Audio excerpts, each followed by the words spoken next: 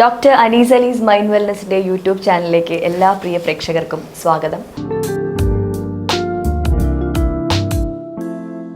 Sir, ഇത് മറ്റൊന്നുമല്ല, നമ്മളിപ്പം കുഞ്ഞു കുട്ടികളിൽ ഏകദേശം ഒരു 3.5 വയസ്സ് താഴെയുള്ള കുട്ടികളിൽ ഇപ്പം സോഷ്യൽ മീഡിയയിലാണല്ലോ എല്ലാ മക്കളും ജനിച്ചു വീഴുന്നത്.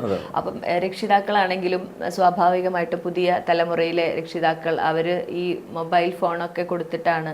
പണ്ടൊക്കെ കഥ പറഞ്ഞു തന്നിട്ടും ഒക്കെയാണ് അമ്മമ്മയൊക്കെ, എനിക്കറിയാം എൻ്റെയൊക്കെ കുട്ടിക്കാലത്ത് അമ്മമ്മ പറഞ്ഞു തരുന്ന ഓരോ കഥകളൊക്കെ കേട്ടിട്ടാണ് ഞാനൊക്കെ ഭക്ഷണമൊക്കെ കഴിച്ചുകൊണ്ടിരുന്നത്. ഇന്ന് ഡയറക്റ്റ് ഈ മൊബൈൽ ഫോൺ കുട്ടികളുടെ കയ്യിലേക്ക് കൊടുത്തിട്ടാണ്, അതൊരു എളുപ്പത്തിന് അങ്ങനെ ചെയ്യാണ്.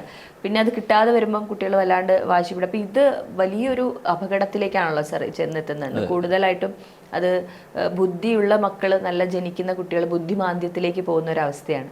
അപ്പോൾ ആ ഒരു അവസ്ഥയെക്കുറിച്ച് ഒന്ന് പറഞ്ഞു കൊടുക്കാമോ? രശ്മി, ഇത് നമുക്ക് ഇതിന് വേണമെങ്കിൽ നമ്മളൊരു പേര് വിളിക്കാം. വെർച്വൽ ഓട്ടിസം എന്ന് പറയാം. വെർച്വൽ ഓട്ടിസം, നമ്മൾ ഓട്ടിസം നമ്മൾ കേട്ടിട്ടുണ്ട്. ആ ഓട്ടിസം എന്ന് പറഞ്ഞത് ഡിഫറെൻ്റ് ആണ്. ഇത് വെർച്വൽ ഓട്ടിസമാണ്. അത് പ്രത്യേകം ശ്രദ്ധിക്കണം. ഓട്ടിസം എന്ന് പറയുന്നത് ജനറ്റിക്കായിട്ട് വരുന്ന, ബ്രെയിനിൽ വരുന്ന ഒരു ചേഞ്ചസിനെ കൊണ്ടൊക്കെ വരുന്നതാണ്. അതിൽ നമുക്ക് കാര്യമായിട്ട് റോളൊന്നുമില്ല, കാരണം അത് കൺജനിറ്റലായിട്ട് വരുന്നതാണ്. ഇത് വെർച്വൽ ഓട്ടിസം എന്ന് പറഞ്ഞാൽ നമ്മുടെ റോള് തന്നെയാണ് പൂർണ്ണമായിട്ട്.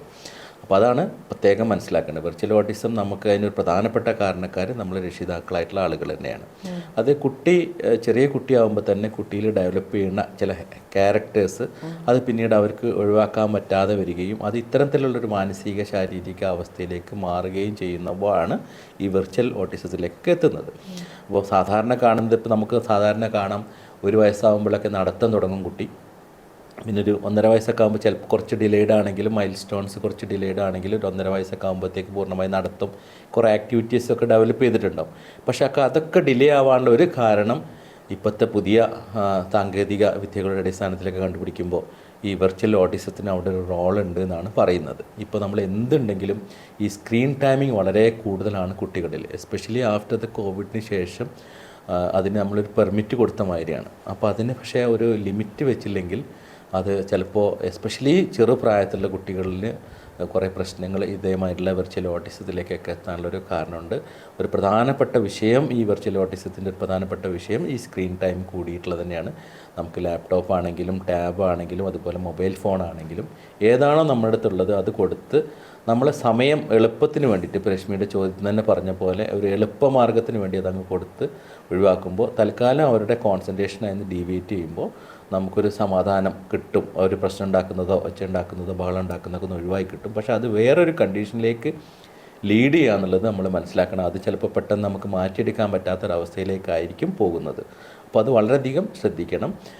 എസ്പെഷ്യലി കുട്ടികൾ ഈ ലാപ്ടോപ്പും ഇത്തരം കാര്യങ്ങളൊക്കെ എത്തിക്കഴിഞ്ഞാൽ, ഒരു പ്രായത്തിൽ സ്കൂളിലൊക്കെ എത്തിക്കഴിഞ്ഞാൽ തന്നെ ഇതിൻ്റെ ഫങ്ഷനിങ് ഒക്കെ ഇപ്പോൾ ചെറു ക്ലാസ്സിൽ തന്നെ മുതൽ തുടങ്ങുകയാണ്. ഒരു ലാപ്ടോപ്പും കീബോർഡും മൗസും എല്ലാം എന്താണെന്നുള്ളത് വളരെ ചെറുപ്രായത്തിൽ തന്നെ പഠിച്ചു വരുന്നൊരവസ്ഥയാണ് ഇപ്പോൾ, മുൻകാലത്തെ പോലെയല്ല.